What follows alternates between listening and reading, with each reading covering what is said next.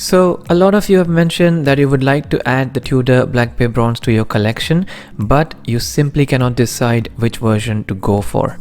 Well, here's a side-by-side comparison of all the versions currently available to help you decide which one works best for you.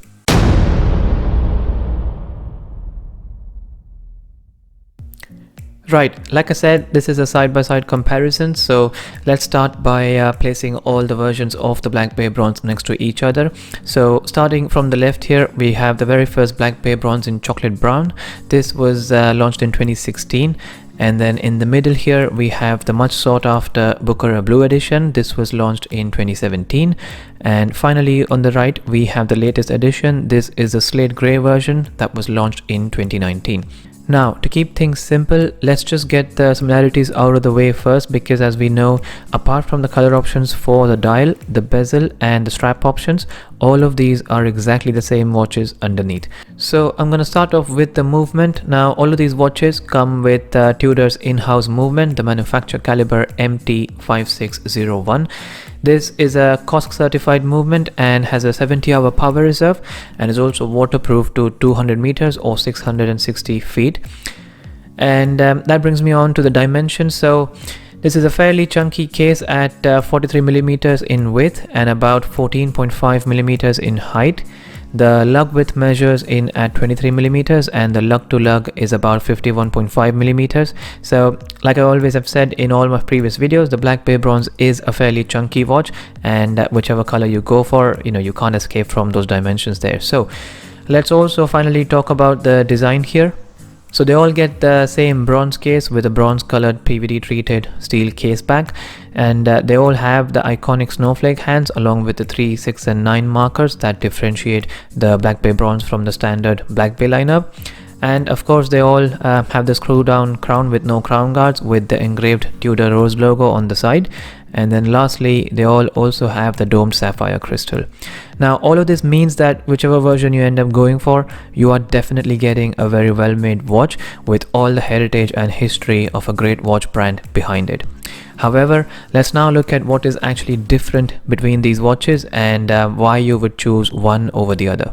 So I'm going to start off with the most obvious difference here, which is the color combination of these watches. Now I appreciate colors are very subjective, but let me give you my opinion first, and I will then share some interesting stats which I've collected over on my Instagram channel.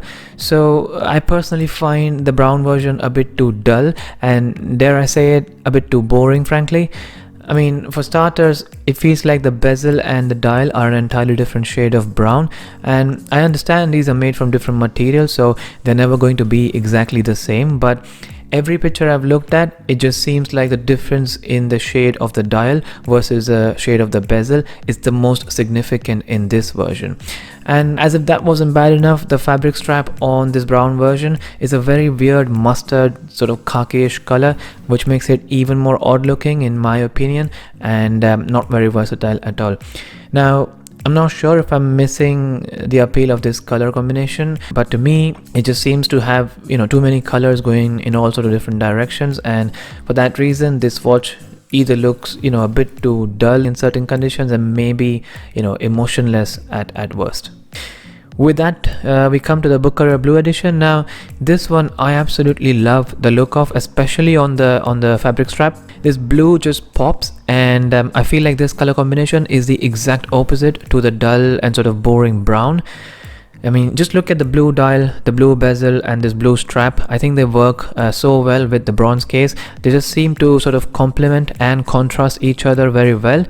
I wouldn't call this blue the most versatile color, definitely not as versatile as the Slate Gray, but unlike the brown, it certainly isn't dull or boring.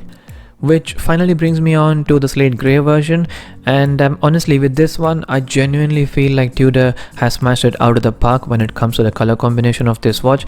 I mean, the dark gray is already such a versatile color to begin with, and in addition this specific shade of gray combined with the gray strap with the golden thread and just that contrast with the bronze case, I think works very well and looks absolutely stunning.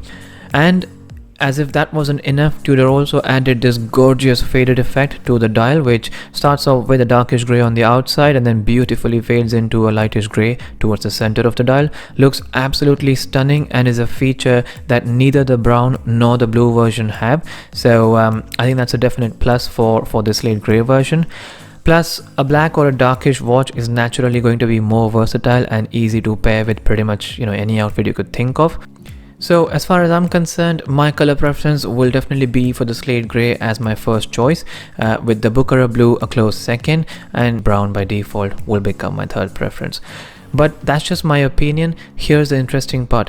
When I recently did a poll on my Instagram stories about these watches, 81% of you preferred the Slate Gray over the brown version, and then 61% of you preferred the Slate Gray over the blue version. So this clearly indicates that Slate Gray is definitely more popular than the Bukara Blue, which is in turn more popular than the chocolate brown. So the next thing I want to touch base on is pricing and availability. And as you can imagine, both pricing and availability could be irrelevant by the time you watch this video. So I'm going to keep it very short, and all I'm going to say is, generally speaking, all of these versions at the time of filming are very reasonably or easily available. In fact, I've seen most of these versions in shop windows, and they might be up for a discount as well if you're good at negotiation.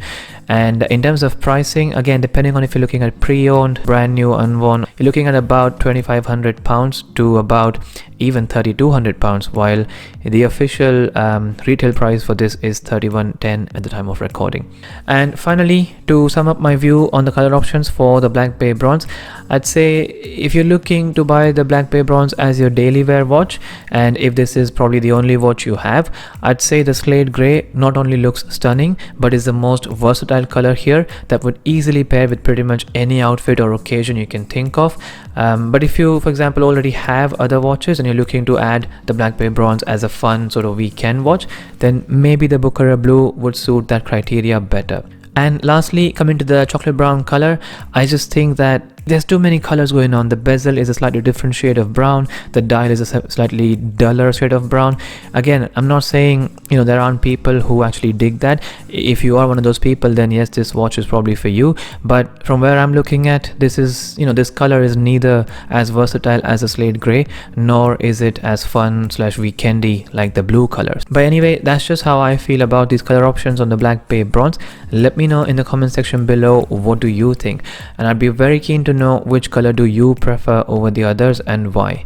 Let me know in the comment section below.